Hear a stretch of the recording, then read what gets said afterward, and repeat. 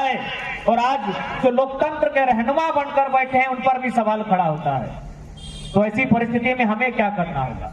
क्या हम हाथ पे हाथ धरे बैठे रहें? यदि इस देश में लोकतंत्र होकर भी लोकतंत्र नहीं है तो फिर हमें जिस प्रकार अंग्रेजों के साम्राज्यवाद को उखाड़ने के लिए हाथों में हथियार लेकर आंदोलन के लिए विवश होना पड़ा था, आज तमाम सरकारी पदाधिकारियों को अंग्रेज मानकर आंदोलन करना होगा। जितने भी सरकारी पदाधिकारी हैं, सरकार के लोग हैं, उन्हें हम अंग्रेज मानेंगे और उनके खिलाफ जिस प्रकार आंदोलन हुआ था उसी तर्ज पर हमें आंदोलन करना होगा।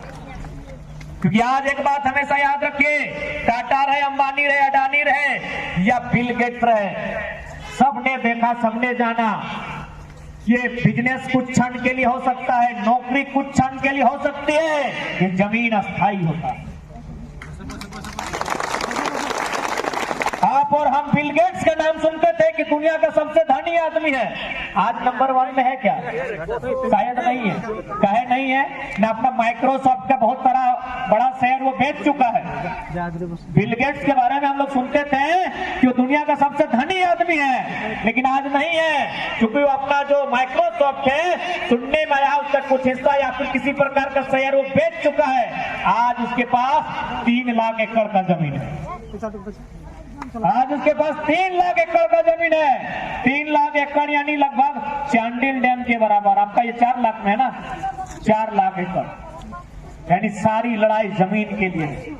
आज जो हम सोचते हैं 40 साल की नौकरी पाकर फूले नहीं समाते हैं, वो 40 साल के लिए असली जड़ है जमीन को लेकर। दुनिया का सबसे बड़ा धनी आदमी आज अपने माइक्रोसॉफ्ट को हटाकर जमीन खरीद रहा।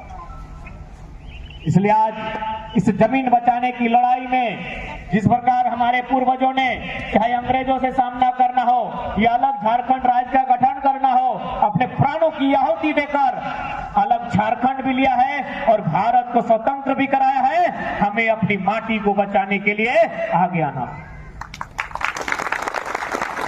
बिल्कुल अभी पूर्व के वक्ता भाईगण कह रहे थे कि आज विस्थापितों का ये हाल है तो हम घुसपैठिए के समान। इसलिए सबसे पहले सरकार को, विभाग को यह भी तय करना होगा कि विस्थापित परिवार के किसी सदस्य का यदि जाति आय आवासीय प्रमाण पत्र बनता है उसके लिए खतियान नहीं, विकास पुस्तिका कोई आधार माना जाए।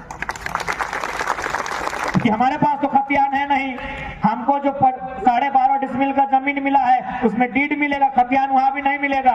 तो यदि किसी सरकारी नौकरी में या फिर किसी सरकारी योजना का हमको लाभ लेना है जहां हमसे जाति आवासीय आय या फिर कोई प्रमाण पत्र मांगा जाएगा, हम कैसे बनाएंगे? क्योंकि हमारे पास तो खतियान है नहीं। तो इसलिए इस बात को भी नियम बनाना चाहिए कि जो विस्थापित परिवार है विकास पुस्तिका के आधार पर ही उनका जाति आवासीय प्रमाण पत्र बनना चाहिए। दूसरी बात, चांडिल डैम के लिए जमीन अधिग्रहण का 1980 में किया गया है या 78 में या 82 में, यदि मुआवजा 2023 में दिया जाएगा तो अकॉर्डिंग 2023 के अनुसार मिलना चाहिए। 2023 में अगर मुआवजा मिलेगा तो 2023 के अनुसार मिलना चाहिए।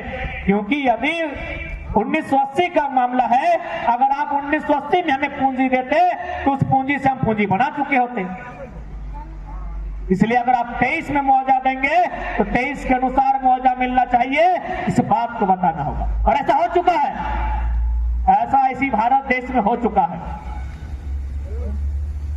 इसलिए चूंकि झारखंड के लोग कमजोर माने जाते हैं, झारखंड के लोग सरकारी तंत्रों के सामने कमजोर माने जाते हैं, इसीलिए हमारे लिए अलग नियम है।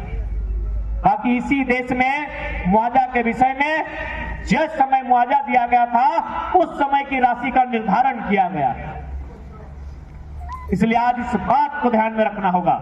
और एक बात स्पष्ट कहेंगे, जब 116 गांव की लड़ाई है, सबसे पहले आज वर्षों से धरना के माध्यम से हो, अनशन के माध्यम से हो, भूख हड़ताल के माध्यम से हो या फिर किसी अन्य माध्यम से हो, लगातार विस्थापितों ने आंदोलन किया है।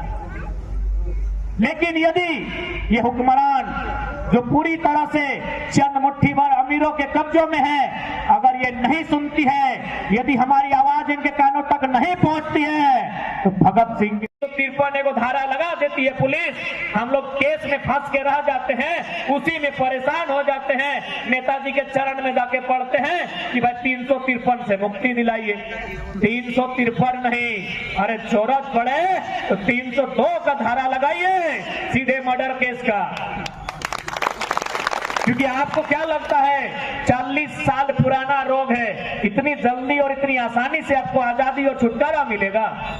डर इस बार प्रशासनिक लोगों में होना चाहिए, डर इस बार विभाग के लोगों में होना चाहिए कि मौत का डर क्या हमेशा गांव वाले देखेंगे कि पानी का स्तर उठेगा, हमारे मवेशी डूब के मर जाएंगे, हमारे लोग डूबकर मर जाएंगे।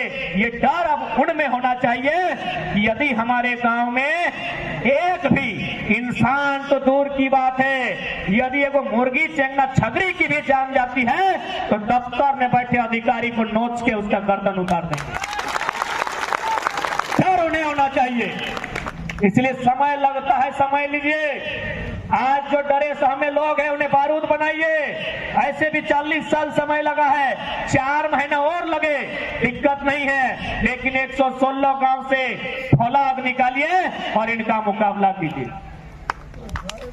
क्योंकि आज यदि आज हम लोग चुप बैठते हैं तो आने वाला दिन आप क्या सोचते हैं? निर्मल महतो की शहादत के पीछे झारखंड का लड़ाई ही नहीं है, स्वर्ण रेखा नदी परियोजना का भी रोल है। इस बात को आप इतिहास के पन्नों से खोद कर निकालिए।